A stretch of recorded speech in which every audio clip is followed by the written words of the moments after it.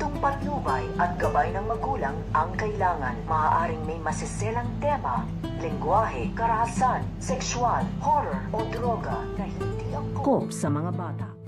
Ang pagligpit nito nga ni Belen at nito nga peking Lucy dito nga sa tunay na Lucy, dahil ito nga si Belen at ito nga si Lucy ay kinuha na nga dito ito nga si Para, dahil ililigpit na nga dito ito nga daw si Para dahil sagabal na nga daw ito dito nga daw sa kanilang mga pinaplano. Kaya dadalhin nga nito nga ni Belen at nito nga ni Lucy ito nga si Para dito nga sa kagubatan at dito na nga babalaking iligpit ito nga si Para. So pakakaabangan nga natin dito kung magtatagumpay nga ba ito nga ng peking Lucy at ito nga si Belen na mapatahimik na nga ng tuluyan ito nga si Para. Yan ang ating mga pakakatutukan at pakakaabangan dito nga lang sa Stolen Live.